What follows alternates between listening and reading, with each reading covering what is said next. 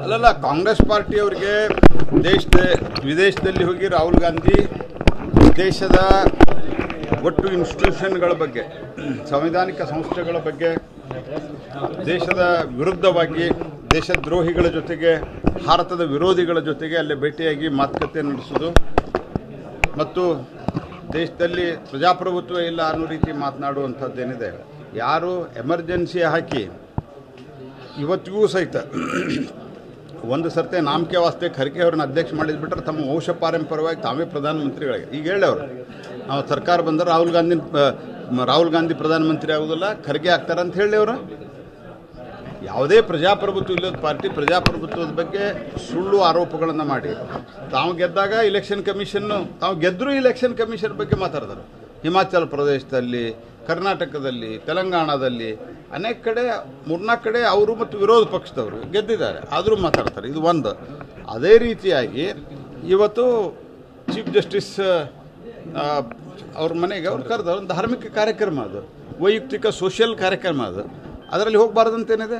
ಅಂದರೆ ಕಾಂಗ್ರೆಸ್ ಪಾರ್ಟಿಗೆ ಇಫ್ತಿಯಾರ್ ಕೂಟ ನಡೀತದೆ, ಇಫ್ತಿಯಾರ್ ಕೂಟಕ್ಕೆ CJ ಬಂದರೆ ನಡೀತದೆ, ಗಣಪತಿಗೆ CJ ಆಹ್ವಾನ ಕೊಟ್ಟರೆ ನಡೆಯಲ್ಲ. ಇದೆಂಥ ನ್ಯಾಯ ಇದೆ? ಅಂದ್ರೆ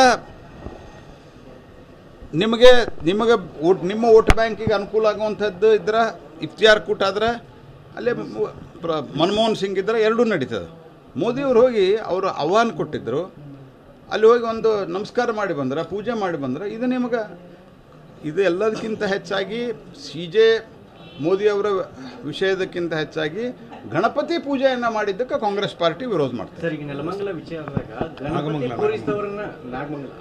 ಆರೋಪ ಮಾಡಿದ್ದಾರೆ. ಅಲ್ಲ, ಅದೇ ಹೇಳಿದ್ದೆ ನಾನು. ಈಗ ಕಾಂಗ್ರೆಸ್ ಪಾರ್ಟಿ ಹಿಂದೂ ವಿರೋಧಿ ಪಾರ್ಟಿ ಇದೆ. ಅಲ್ಲಿ ನಿನ್ನೆನೂ ನಮ್ಮ ಎಲ್ಲ ಇವರು ಹೋಗಿ ಬಂದಿದ್ದಾರೆ. ಗಣಪತಿ ಪರ್ಮಿಷನ್ ತೊಗೊಂಡು ಕೂಡಿಸಿದ್ದಾರೆ, ಮೆರವಣಿಗೆ ಪರ್ಮಿಷನ್ ಸಹಿತ ಆಗಿದೆ. ಇದರ ಬಗ್ಗೆ ಭಾರತೀಯ ಜನತಾ ಪಾರ್ಟಿ ರಾಜ್ಯ ಅಧ್ಯಕ್ಷರು ಮತ್ತು ವಿರೋಧ ಪಕ್ಷದ ನಾಯಕರು ಎಲ್ಲರೂ ಹೋಗಿ ಬಂದಿದ್ದಾರೆ. ನಾವು ಇದನ್ನು ಭಾಳ ಗಂಭೀರವಾಗಿ ಪರಿಗಣಿಸ್ತೀವಿ ಮತ್ತು ಅಲ್ಲಿ SP ನಾನು ಎಚ್ಚರಿಕೆ ಕೊಡ್ಲಿಕ್ಕೆ ಬಯಸ್ತೀನಿ. ರಾಜಕೀಯ ಒತ್ತಡಕ್ಕೊಳಗಾಗಿ ಇಂತೆಲ್ಲ ಹುಚ್ಚುಚ್ಚಾರ ಮಾಡೋದನ್ನು ಬಂದ್ ಮಾಡ್ರಿ ಅನ್ನೋದು ಸ್ಪಷ್ಟ ಹೇಳಲಿಕ್ಕೆ ಬಯಸ್ತೀನಿ. ಒಂದು ಮಾತು ಹೇಳ್ತಾರೆ, ಏನು ಪ್ರಾರ್ಥನೆ ನಡೆಯುವಂಥ ಸಂದರ್ಭದಲ್ಲಿ ಈ ಒಂದು ಅವಕಾಶ ಮಾಡಿಕೊಡ್ರಿ ಅಂತ ಇದ್ದಕ್ಕೆ ಈ ಒಂದು ಘಟನೆ ನಡೆದಿದೆ. ಯಾವುದೇ ರೀತಿಯಾದಂಥ ಅದು ಪ್ರಶ್ನೆ ಇಲ್ಲ. ಮತ್ತು ಮಸೀದಿ ಇರೋದು ರಸ್ತೆದಾಗ, ಅಲ್ಲಿ ಅಡ್ಡಾಡೋದು ಬೇಡ್ರಿ, ಅಲ್ಲೇ ನೀವು ವಾದ್ಯಗಳನ್ನು ಬಾರಿಸಬೇಡ್ರಿ ಅಂತಂದ್ರೆ ಇದನ್ನು ಇವರು ಪಾಕಿಸ್ತಾನ ಮಾಡಕ್ಕೆ ಹೊರಟಿದ್ದಾರೆ. ಇವರು ಈ ರೀತಿ ಎಲ್ಲ ನಡೆಯೋದಿಲ್ಲ. ಇದಕ್ಕೆ ತೀವ್ರವಾದಂಥ ವಿರೋಧವನ್ನು ನಾವು ಮಾಡ್ತೀವಿ. ಕೇಜ್ರಿವಾಲ್ ಬೇಲ್ ಸಿಕ್ಕ ನ್ಯಾಯಾಂಗ ವ್ಯವಸ್ಥೆ ಇದು. ಭಾರತೀಯ ಜನತಾ ಪಾರ್ಟಿ ಮತ್ತು ನಮ್ಮ ಸರ್ಕಾರ ನ್ಯಾಯಾಂಗದಲ್ಲಿ ಸಂಪೂರ್ಣ ನಂಬಿಕೆ ಇಟ್ಟಿದೆ. ನ್ಯಾಯ ವ್ಯವಸ್ಥೆಯಲ್ಲಿ ಸಿಕ್ಕಿದೆ, ಆದರೆ ಬೇಲ್ ಸಿಕ್ಕಿದೆ. ಅದರ ಅರ್ಥ ಅವರು ಎಲ್ಲ ಆರೋಪಗಳಿಂದ ಮುಕ್ತರಾದರು ಅಂತಲ್ಲ. ಅನೇಕ ಸರ್ತೆ ಬೇಲ್ ಸಿಕ್ಕಂಥವ್ರು. ಲಾಲು ಪ್ರಸಾದ್ ಯಾದವ್ ಅವರಿಗೂ ಬೇಲ್ ಸಿಕ್ಕಿತ್ತು, ಅದಾದ ನಂತರ ಈಗ ಕನ್ವಿಕ್ಟ್ ಆಗಿದ್ದಾರೆ ಅವರು. ಹಾಗಾಗಿ ನ್ಯಾಯಾಂಗ ವ್ಯವಸ್ಥೆಯಲ್ಲಿ ಎಲ್ಲವೂ ನ್ಯಾಯಯುತವಾಗಿ ನಡೀತದೆ.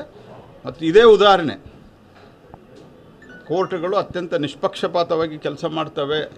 ಭಾರತದಲ್ಲಿ ನ್ಯಾಯಾಂಗ ವ್ಯವಸ್ಥೆ ಮಜಬೂತ್ ಇದೆ ಅನ್ನಲಿಕ್ಕೆ ಇದೊಂದು ಉದಾಹರಣೆ. ಅದು ಸಂಘಟನಾತ್ಮಕವಾಗಿ ಚರ್ಚೆ ನಡೆದಿದೆ. ಪತ್ರಿಕೆಯಲ್ಲಿ ಏನೋ ವಿಜಯೇಂದರ್ ಅವ್ರಿಗೆ ಬೈದರು, ಇವ್ರಿಗೆ ಬೈದರು, ಅದೆಲ್ಲ ಸುಳ್ಳು.